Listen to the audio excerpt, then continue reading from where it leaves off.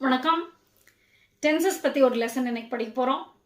இந்த present perfect டென்ஸும் present perfect continuous டென்ஸ்க்கும் காமனான ஒரு விஷயம் என்னன்னு தெரியுமா? பாஸ்டையும் ப்ரெசண்ட்டையும் கனெக்ட் பண்ணும். ஃபார் எக்ஸாம்பிள்,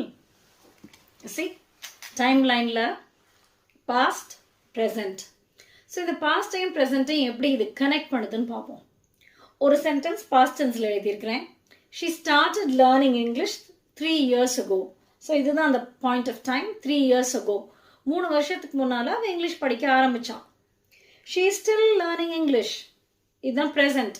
நவ் இன்னமும் அவள் லேர்ன் பண்ணிட்டு இருக்கிறா. இது ரெண்டையும் சேர்த்து 1 + 2 என்ன எழுதலாம்? She has been learning English for 3 years. Right? So இது மாதிரி இன்னும் சில எக்ஸாம்பிள் சென்டென்சஸ் பார்ப்போமா? இது ரொம்ப easy actually.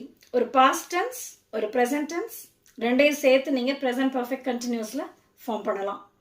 I joined the queue at 10 o'clock. 10 மணிக்கு வரிசையில் வந்து நின்னேன்.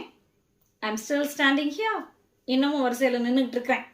அப்போ 10 மணியிலிருந்து வரிசையில் நின்றுட்டு இருக்கிறேன் அப்படின்னு சொல்லி ப்ரெசன்ட் பர்ஃபெக்ட் கண்டினியூஸில் சொல்லலாம்.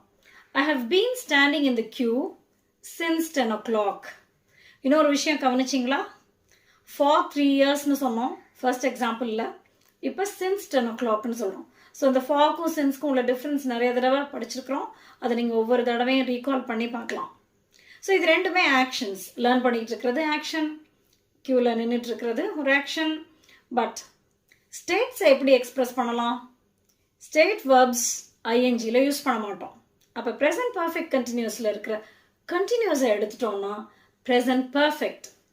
ஸோ ப்ரெசன்ட் பர்ஃபெக்ட் டென்ஸில் சொல்லலாம். அதுக்கு 2 எக்ஸாம்பிள்ஸ் பார்ப்போமா? I woke up at 3 a.m. நடுராத்திரியில் 3 மணிக்கு முழிச்சேன். It is 5 o'clock and I'm still awake. இப்போ 5 மணி ஆகுது, இன்னும் முழிச்சிருக்கிறேன். ஸோ முழிச்சிருக்கிறது ஒரு state. I have been awake since 3 o'clock. So இங்கே have been பக்கத்தில் நம்ம ஐஎன்ஜி போடலை. ஏன்னா போட முடியாது. Because it's a state. So awake is an adjective. Have been பக்கத்தில் எப்பயுமே ஐஎன்ஜி வரும்னு அவசியம் இல்லை. இன்னொரு எக்ஸாம்பிள் பார்க்கலாமா? I know him. ஸோ முதல்ல இங்கே ப்ரெசண்ட்டை சொல்கிறோம். எனக்கு அவனை தெரியும். நான் அவனை முதல்ல 2000 மீட் பண்ணேன். I first met him in 2000. அப்போ 2000 இருந்து அவனை தெரியும். I have known him since 2000. Have பக்கத்தில் இங்கே நோன் தான் போடுறோம். Because know is a state verb. நீங்களும் இந்த மாதிரி எக்ஸாம்பிள்ஸ் காமெண்ட்ஸில் எழுதுறீங்களா?